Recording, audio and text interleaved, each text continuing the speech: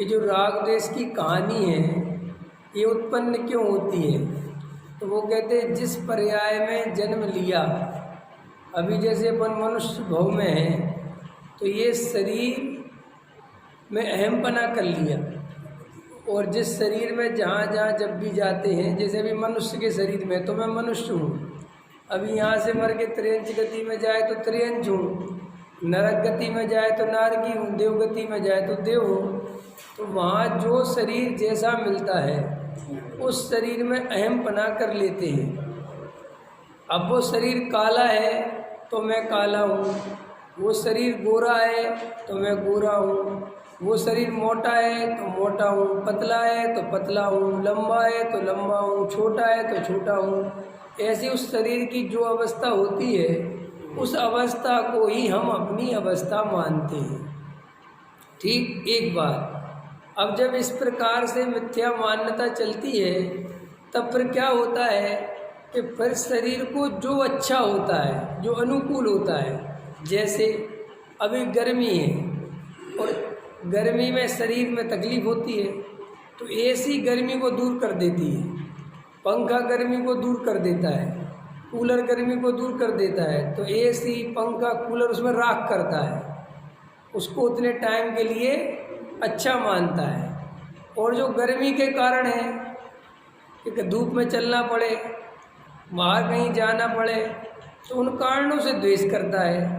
तो राग हो गया और द्वेष हो गया।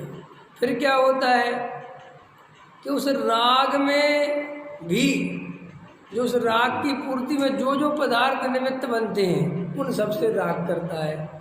उस राग की पूर्ति में जो जो बाधक बनते हैं उनसे द्वेष करता है। माने जो हमारा दुश्मन है और उसका जो दोस्त है वो भी हमारा दुश्मन है।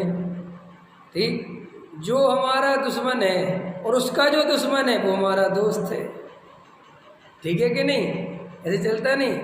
पाकिस्तान से हमारी दुश्मनी है तो अब पाकिस्तान का जो जो देश साथ देगा, जो उसके साथ खड़ा होगा, जबकि उनसे तो हमारा कोई लेना देना नहीं है। तुम्हारी तो पाकिस्तान से दुश्मनी है, तुम अन्य देशों से क्यों द्वेष करते हो कि साहब ये उसका साथ देते हैं।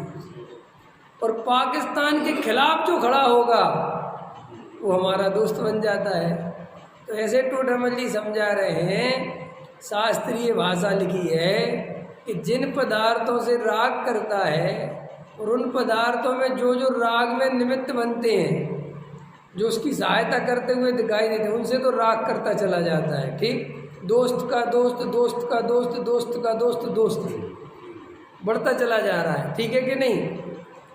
और दोस्त का दुश्मन, दुश्मन दुश्मन दुश्मन क्रम बढ़ता चला जाता है। और ऐसे ही दुश्मन का दुश्मन दोस्त। तो ऐसे राग द्वेष का विधान विस्तार अनादिकाल से चलता आ रहा है। तो टोडरमल जी साहब कहते हैं ये सारा जो स्थिति बनी हुई है इसका एक ही कारण है कि इस पर्याय में अहम बुद्धि है। बस इस पर्याय में जब तक अहम बुद्धि नहीं टूटेगी, जब तक अपने को शरीर रूप मानता रहेगा, तब तक ये राग द्वेष बंद होने वाले नहीं। मुख्य कारण ये है। और बहुत सारे लोग दुनिया में अज्ञानी जीव क्या समझते हैं कि हमें जो राग द्वेष होते हैं, जो कसाय होती है, ये पर पदार्थों के कारण होती है। अगर हम समाज में नहीं रहते तो हमें राग द्वेष नहीं होता।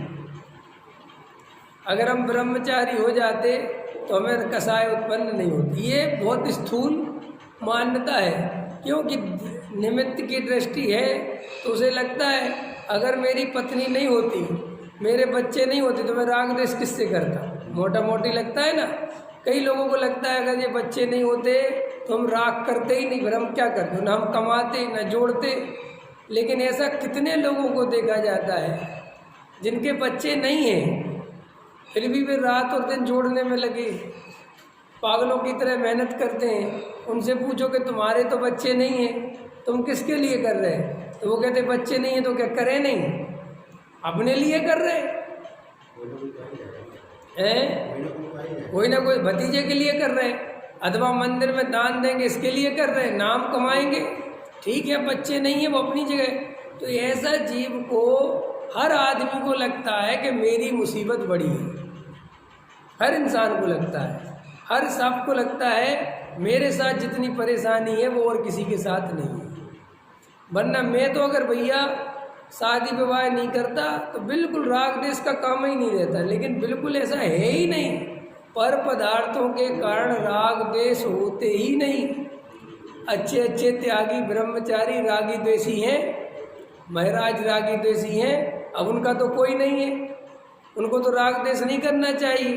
अरे राग देश के लिए पत्नी होना जरूरी नहीं है, बच्चे होना जरूरी नहीं है, मकान होना जरूरी नहीं है, कोई भी पर पदार्थ अनुकूल हुआ राग हो गया। महाराज है, जो शिष्य उनकी आज्ञा में चलता है उससे राग हो गया, जो शिष्य उनकी आज्ञा में नहीं चलता द्वेष हो गया, जो साधु उनसे आगे निकल गया उसका मान सम्मान ज़्यादा हो गया, द्वेष हो गया। तो राग द्वेष होने के लिए घर परिवार मकान दुकान होना जरूरी नहीं है। राग द्वेष के लिए पर्याय में अहम बुद्धि होना जरूरी है।